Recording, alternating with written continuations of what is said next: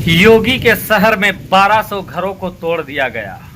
जी हाँ दोस्तों, मैं बात कर रहा हूँ अकबरपुर की, और इसलिए बात कर रहा हूँ कि आप देख सकते हैं मानसून की एंट्री हो चुकी है भारत में। बादल गरज रहा है, बारिश हो रही है, और यही सोचकर मेरा कलेजा बैठा जा रहा है कि जिन 1200 घरों पर बुलडोजर चलाकर कुकरेल नाला, एक वो नाला जो कि लखनऊ के बीचों बीच से जो नदी गोमती नदी बहती है और उसकी सहायक नदी कुकरेल नाला, उस नाले की सफाई और रिवर फ्रंट के नाम पर 1200 घरों को जो उजाड़ दिया गया, और ऐसे में मॉनसून की एंट्री आ गई है। आप समझ सकते हैं उन बेघरों को कैसा लगता होगा, जिनका आशियाना छिन गया है, जिनका घर दरबार टूट गया है, उनको अभी कैसा लगता होगा।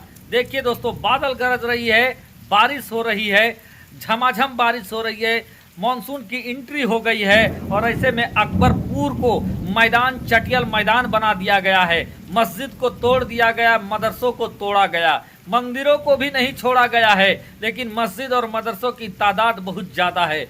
जिन लोगों को बेघर किया गया है वो अकबरपुर, जहां मुसलमानों की अधिक आबादी थी। क्या बरसात के वक्त बेघर करना ये माननीय दृष्टिकोण से क्या सही है? ऐसे में जब बरसात आ गई है, मानसून की एंट्री हो गई है, और उस अकबरपुर को चटियल मैदान बना दिया गया है। देखिए, थोड़ा सा फुटेज देखिए अकबरपुर की, फिर आगे हम बात करते हैं।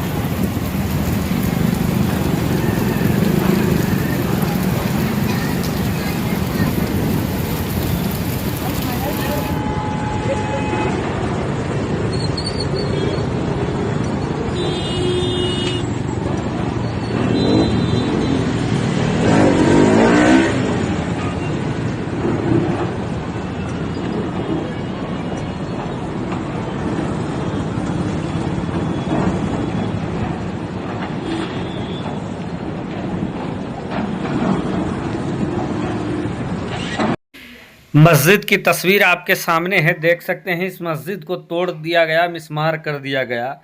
दोस्तों, बरसात, ऐसा बरसात जहां पर लोग चाहते हैं कि सर छुपाने के लिए जगह उनको मिले, और उसी बरसात के वक्त, उसी बरसात के ऐन मौके पर लोगों को बेघर कर दिया गया। क्या ये काम सरकार के लिए ठीक है? क्या ये मानवता के आधार पर क्या ये कार्रवाई ठीक है? ये सब कार्रवाई कब हुआ है दोस्तों? जब उत्तर प्रदेश में चुनाव में बीजेपी को एक तरीके का बहुत बड़ा झटका लगा।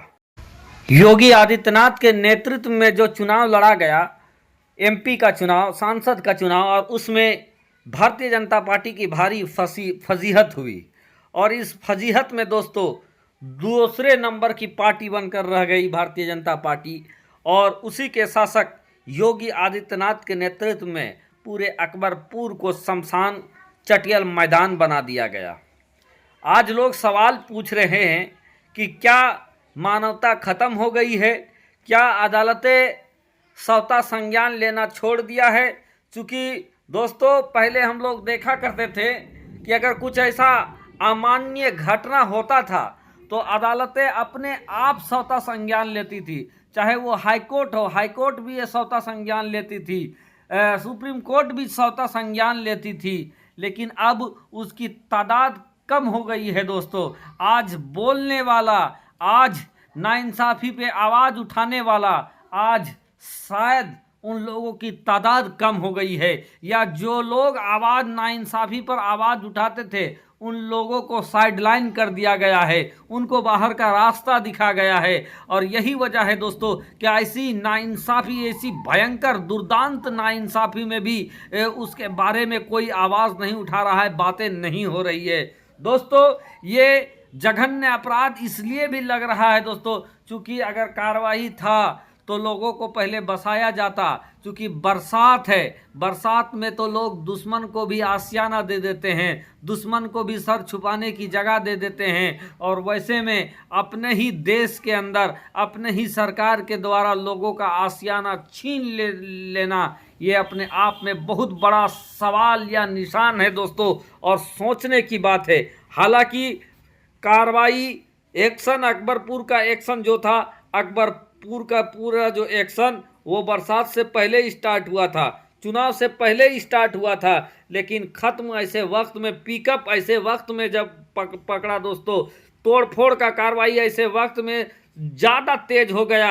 बहुत ज़्यादा तेज तब हुआ जब रिजल्ट आ गए, लोकसभा इलेक्शन के रिजल्ट आ गए, और रिजल्ट के बाद से ही ज़्यादा पिकअप पड़ा। और समझिए कि पिछले 8-10 दिन के अंदर पूरे अकबरपुर को शमशान बना दिया गया, पूरा ख़त्म कर दिया गया। आप समझ सकते हैं कि अगर कोई लहलहाता खेत हो, पूरा पक गया हो खेत, और खेत में अगर कोई आग लगा दे तो कैसा सारा बर्बाद हो जाता है, सारा खत्म हो जाता है, विनाश हो जाता है, उसी तरीके का पूरा विनाश हो गया दोस्तों। आप देख सकते हैं जेसीबी से एक तरफ मस्जिद को उड़ाया जा रहा है, मस्जिद को ख़त्म कर दिया गया, तोड़ दिया गया, मदरसे को तोड़ फोड़ दिया गया, तो दूसरे तरफ मंदिर के ऊपर भी बुलडोज़र चला है। और यही वजह है दोस्तों कि कुछ झटके लगे हैं, कुछ इशारा हुआ है, लेकिन शायद सरकार उसको समझने में नाकाम रही है।